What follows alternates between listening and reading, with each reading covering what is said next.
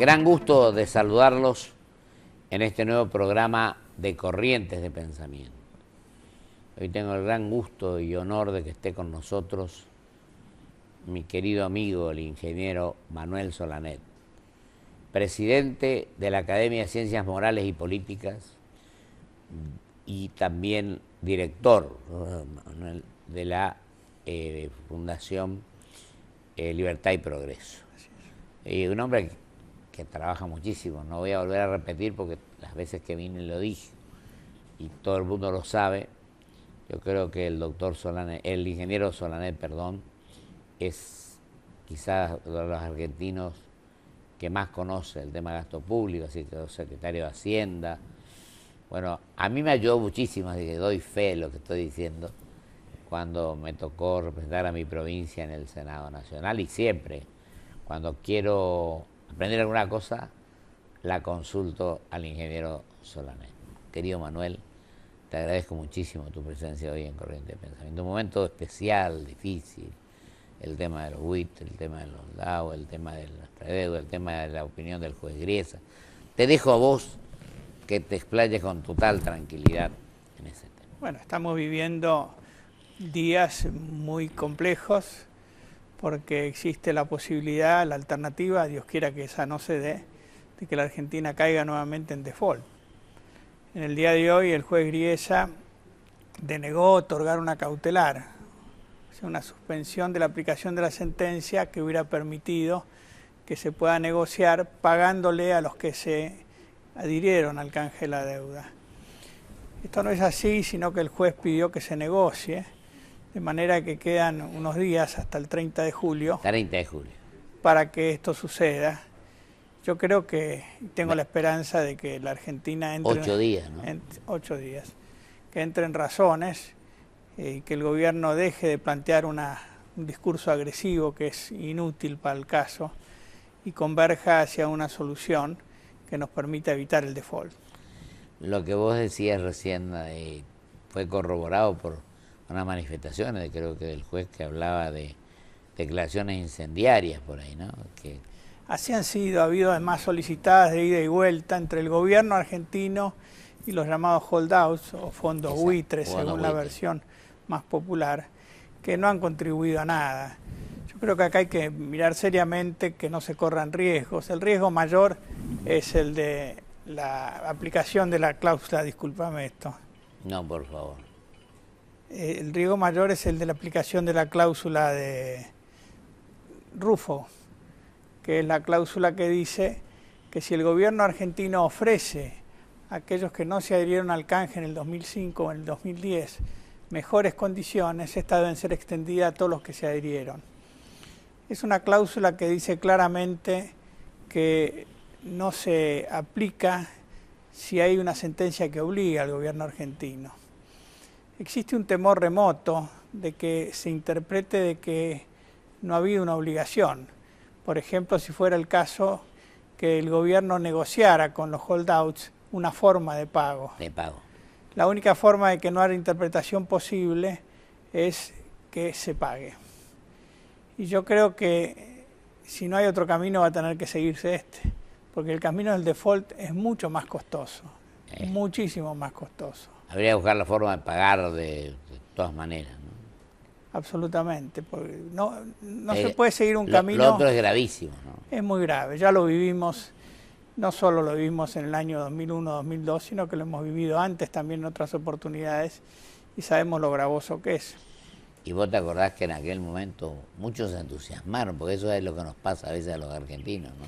Sí, hubo el gente Congreso vino abajo cuando se anunció el default. Bueno, todo eso juega como un mal antecedente. Muy mal antecedente. La Argentina en el mundo está reconocida como un país que no cumple reglas, que cayó en default con una ovación en la Asamblea Legislativa. Sí, exactamente. Que negoció una deuda en términos muy agresivos, innecesariamente agresivos, que en este último tramo, donde ha habido juicios por cobro de los que quedaron fuera del canje, utilizó un lenguaje inútilmente agresivo, duro, muy duro. Yo creo que esto no ha servido para nada, sino para colocarnos en peores condiciones frente a los tribunales que han tenido que tratar estos temas. Así que ahora lo único que uno puede decir es, señores, pónganse la cabeza fría, dejen de utilizar un discurso político para el mercado interno, miren el bien del país. La Argentina va a seguir viviendo, los argentinos vamos a seguir viviendo en nuestro país y no podemos enfrentar una circunstancia como sería un nuevo default. Yo creo que ahora no se puede decir más que eso. Hasta ahora no se puede decir más eso, pero tenemos que tener en cuenta, como decís vos, querido Manuel, también todos los otros aspectos de nuestra situación económica que viene con problemas, con la pobreza, creo que hay 12 millones de pobres, hay 2 millones de jóvenes que no estudian ni trabajan, y bueno, una serie de situaciones. Esto es la medición que hizo la Universidad Católica, ¿no? Claramente el famoso modelo que aplicó este gobierno y que entendía que era un modelo virtuoso, ha mostrado al fin y al cabo que no era un modelo virtuoso, sino vicioso. Estamos en recesión con inflación. Eso te iba a decir. Las dos cosas juntas, que es el peor de los resultados. Y a lo mejor un 40% de inflación este año. Es lo que tenemos ahora. Tenemos. Año contra año estamos en el 38, 39, 40%. El mes de julio es un mes que viene con más inflación porque ha habido ajustes incluso de los famosos precios cuidados. Exacto. Así que estamos frente a un fenómeno muy difícil de resolver mientras a su vez tengamos un déficit fiscal. Eso iba a preguntarte, Daniel, porque hay un déficit fiscal a pesar de que la FIC recaudó bien, pero el gasto público es tremendo. El gasto público ha crecido como nunca. Si uno lo compara con el tamaño de la economía, que es la comparación habitual, era un 30% del Producto Bruto históricamente, un poco más, un poco menos. Hoy estamos en el 45%. 45%. O sea, ha crecido en términos del tamaño de la economía un 50% más rápido. Y el gasto público no solo creció, sino que no puede ser financiado de otra forma que con impuestos o con las cajas de otros organismos públicos, porque el gobierno argentino no accede al mercado de deuda, nadie le presta. Llámese ANSES, etcétera, etcétera. Y otra ANSES, cosa, Manuel, el querido, PAMI.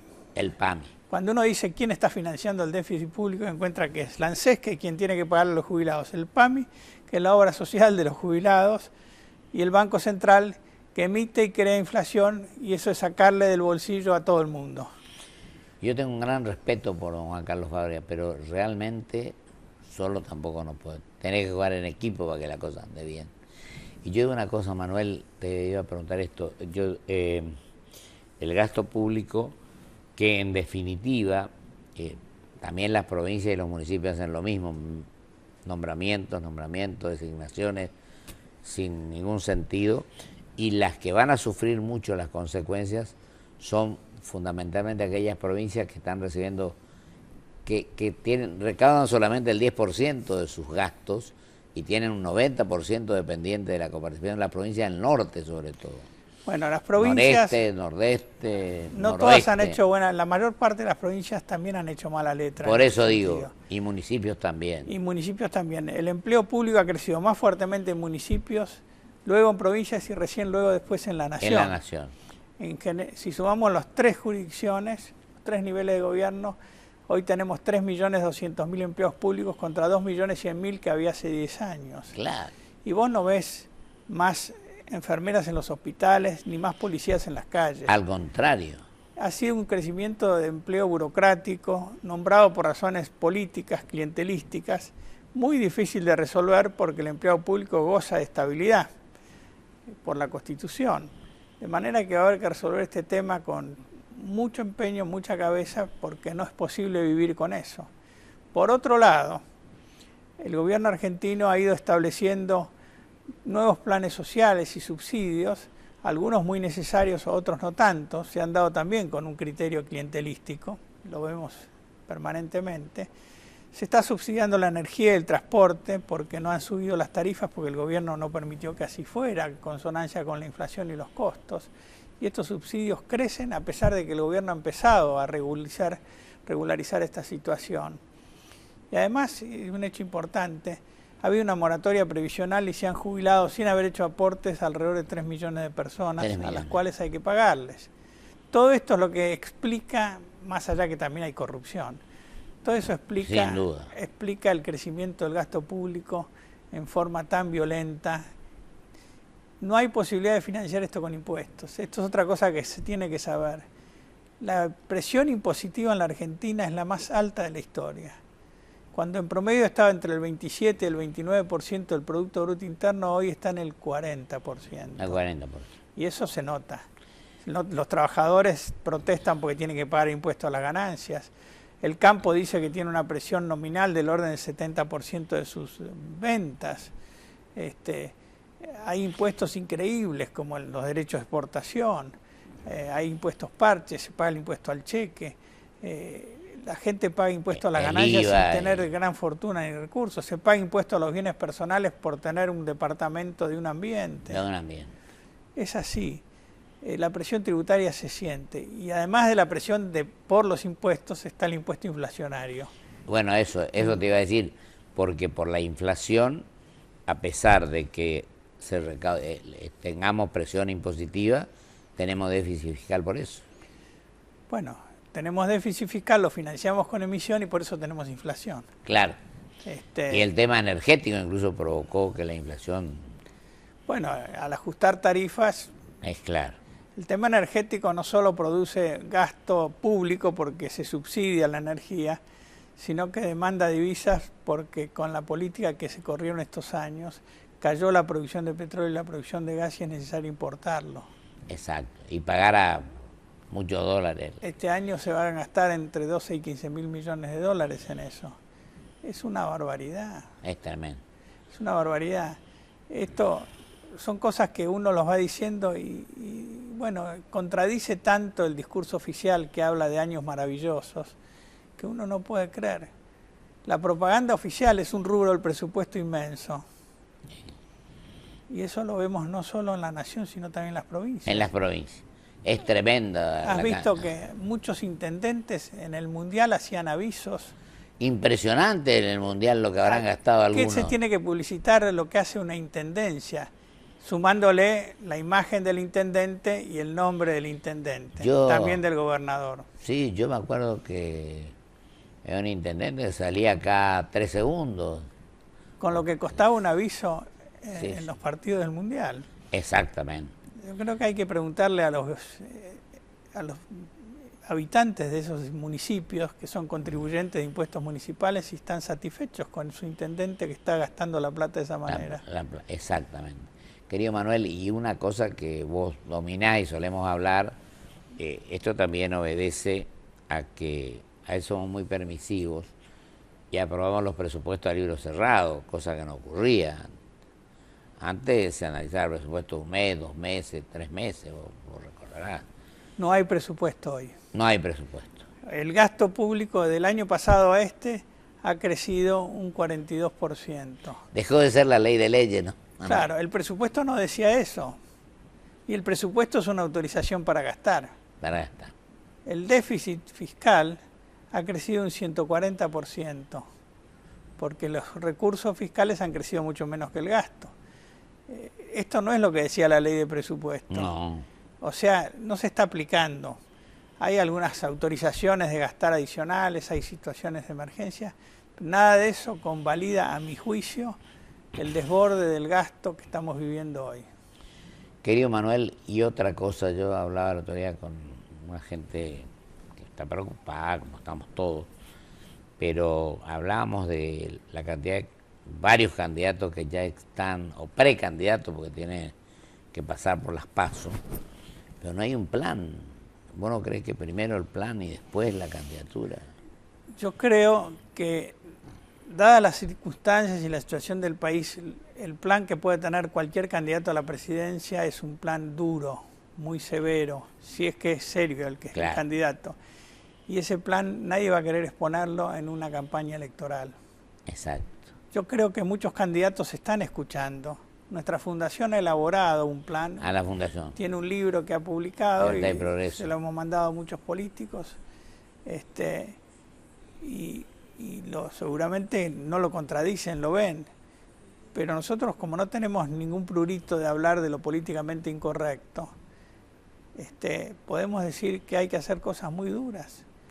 la palabra ajuste, que a nadie le gusta, es una de las condiciones para que el gobierno que venga pueda equilibrar su situación fiscal y salir adelante. Ahora, esas cosas creo que son difíciles de decir. Por eso, por ahí se me ocurre que los candidatos prefieren que se les diga que no tienen plan a exponer el plan que realmente tienen que aplicar. Salvo que quieran hacer un discurso distinto a lo que van a hacer después, que también es una variante. ¿Y vos no crees, querido Manuel, que también la sociedad es responsable un poco de admitir estas cosas y no pedirle a la gente, o a los candidatos, a los funcionarios, rendición de cuentas de las cosas que hacen, ¿no? Hay que reconocer que es así. Es así. Es así, por eso existe el populismo. Exacto. El populismo genera poder sobre la base de un discurso atractivo, facilista, pero destructivo. Y lo que vos decías de los candidatos que no quieren decir las cosas, un poco las cosas sensatas, serias y realistas, a veces no lo hacen porque piensan en la próxima elección y no en el mediano y largo plazo. Así es. Yo creo que es lo que tenemos que tener en cuenta, ¿no? Lamentablemente tenemos una democracia muy débil. Instituciones evaluadas. Desde hace unos 70 años, y sabes a qué fechas me refiero, el populismo ganó un terreno fenomenal en la Argentina. Y ha sido muy difícil salir de eso. Los planes clientelistas. Recurrentemente se vuelve porque saca ventaja a quien hace un discurso demagógico y populista cuando viene una elección. Yo creo que este es un tema que tiene que ver con la educación. Y ahí hay efectivamente, un tema cultural. Déficit fenomenal. Ese otro tema en donde la Argentina ha fallado. Fíjate que el gasto en educación ha crecido fenomenalmente. Se ha casi duplicado en relación con el Producto Bruto Interno. Pero los resultados han sido peores. Claro. Las pruebas, las evaluaciones PISA se hacen sobre los alumnos. Estamos en los últimos 6 lugares, en las últimas 3 mediciones. Exactamente, y vamos para abajo. Es decir, hay una distancia grande entre lo que se gasta y lo que resulta de ese gasto. Esto es algo que tiene que ser revisado. Totalmente. Ahí también hay mucha concesión demagógica a los gremios de la educación. Ya no son maestros, sino trabajadores de la educación. Y han privilegiado sus conquistas gremiales por sobre la calidad de los servicios que deben prestar como profesores y maestros. Y esto obedece también a que también entra a jugar el acomodo político en ese tema, porque yo creo que la buena educación, la 14-20, del otro día en el CARI se hizo una exposición que organizó Rosendo, que estuvieron varias personas, sí, estuvo el doctor Marcos Aguini, estuvo Taro, estuvieron varios. Yo creo que es importante tener en cuenta e imitar eso, porque ninguna sociedad puede crecer sin educación y sin cultura. Y nuestra sociedad tiene que darse cuenta que tiene el instrumento, que es el voto, pero a veces para ir para atrás, no para ir para adelante. Bueno, yo creo que han cambiado mucho las cosas en el mundo, la tecnología ha avanzado notablemente, también en la educación. Nosotros nos hemos quedado atrás. Nos hemos quedado atrás. Nos hemos quedado atrás alrededor de ciertos tabús y que siguen teniendo vigencia, tanto en la enseñanza primaria y secundaria como en la universitaria, que tampoco tiene la calidad necesaria, sobre todo en las universidades nacionales. No, y fíjate que nosotros no tenemos ninguna universidad en los 100 primeros lugares en el mundo. Los chilenos tienen el lugar 16, creo, en una, nosotros no tenemos ninguna. Los brasileros, los chilenos, los colombianos tienen mejores universidades que nosotros. Y esto no era así antes. Así es. Y después lo otro, querido Manuel, nos quedan 3 minutos, y después te dejo que vos te explayes. El tema de la pobreza, de los chicos que no estudian y trabajan, son 2 millones. 12 millones, creo, de pobres, prácticamente indigentes. Y en esto creo que somos responsables, porque creo que tenemos que asumir el rol que nos corresponde con valentía, con sinceridad, con espíritu constructivo. Imitar a nuestro Santo Padre, que dice las cosas como son, y no está en la demagogia, sino que dice las cosas como las siente, ¿no? Yo creo que sí, creo que el tema de la pobreza tiene que ver con la incapacidad de una nación de generar desarrollo, en el sentido amplio de la palabra, generar trabajo y trabajo mejor remunerado a medida que transcurre el tiempo. Esto tiene que ver con la aplicación de tecnología, de capital y con la educación. La asistencia, el asistencialismo como remedio para la pobreza es un remedio de muy corto plazo. Sí, Es más, es pan para hoy y hambre para mañana. genera una actitud frente al trabajo reticente. Ya hay familias que van 2 o 3 generaciones que viven de subsidios del Estado. Genera una actitud negativa hacia el trabajo formal. O sea, yo creo que lo que ha habido en estos años como técnica de combate a la pobreza ha sido un asistencialismo intenso que nos ha llevado a que hoy tenemos un 27% de la población por debajo de la línea de pobreza, según la medición 27%, que hace o sea, el Observatorio de la Deuda Social de la Universidad Católica Argentina. Y ahí estamos en 27%, es más de, tenemos 40 millones, son Es 12 millones de prácticamente habitantes. 12 millones es lo que yo decía. Sí. Esto no es aceptable.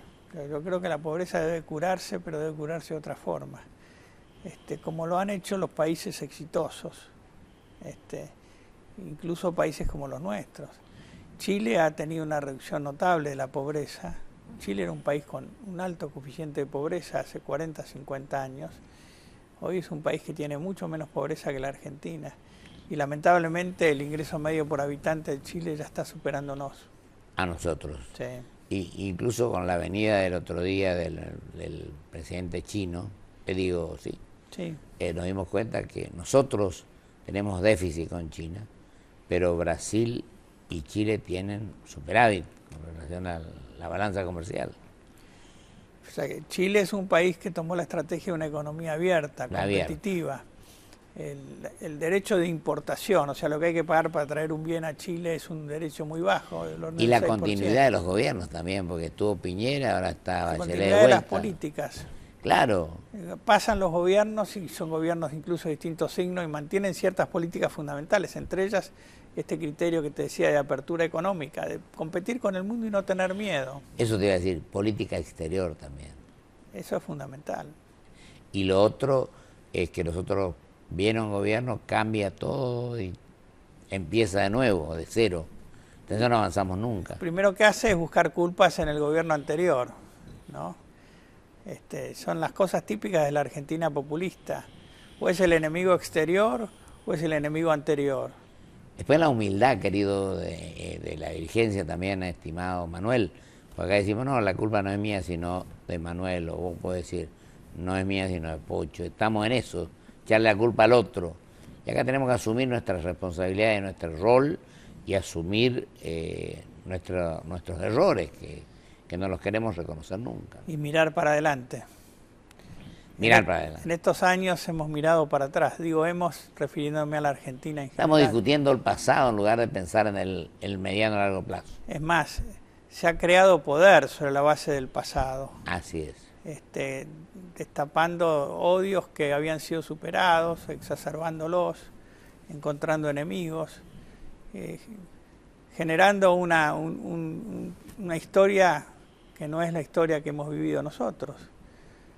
Yo creo que eso hay que superarlo, como hay que superar tantas cosas.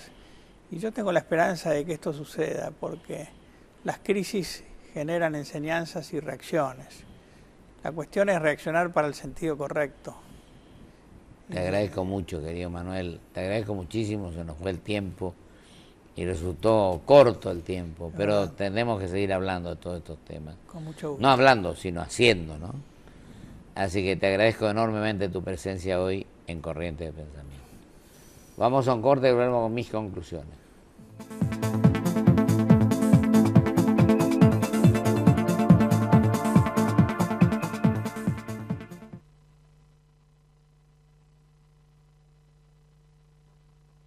Auspicia este programa LAN, el encanto de volar.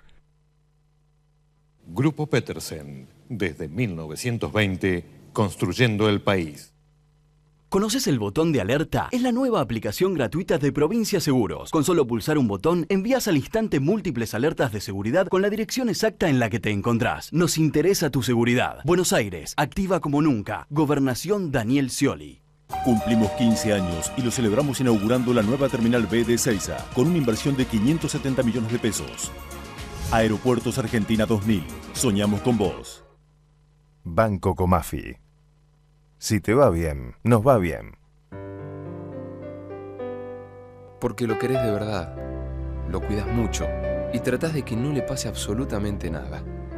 Pero él ya está grande y es hora de que tenga su propio auto.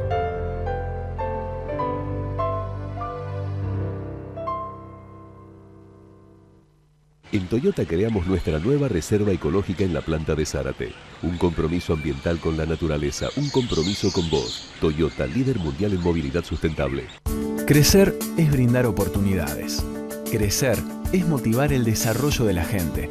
Crecer es promover la cultura y el deporte. Queremos seguir creciendo junto a vos. Banco Ciudad. Te quiere ver crecer. 0822 20400. bancociudad.com.ar.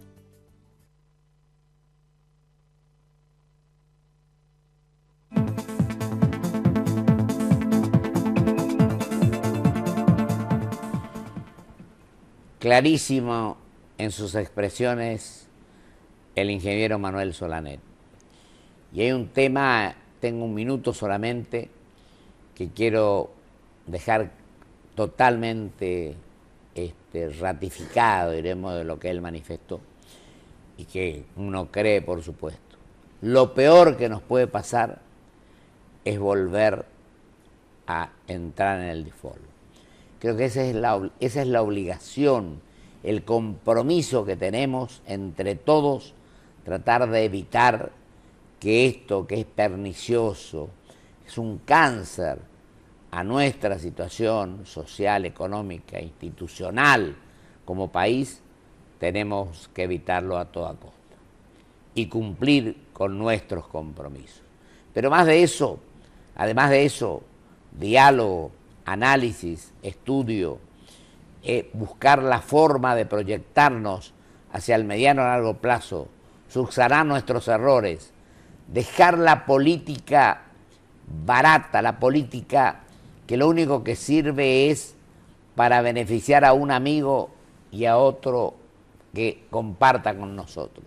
En definitiva, hay dos palabras a las cuales tenemos que darle todo el apoyo que corresponde: tener coherencia y tener transparencia, limpieza en los procedimientos, credibilidad, seriedad y diálogo, proyectarnos hacia el futuro con espíritu constructivo y, como dije antes, la cultura del encuentro, como cuando hablaba con mi querido amigo Manuel Solanet, que dijo nuestro Santo Padre. Que Dios así lo quiera. Hasta el próximo programa, si Dios quiere.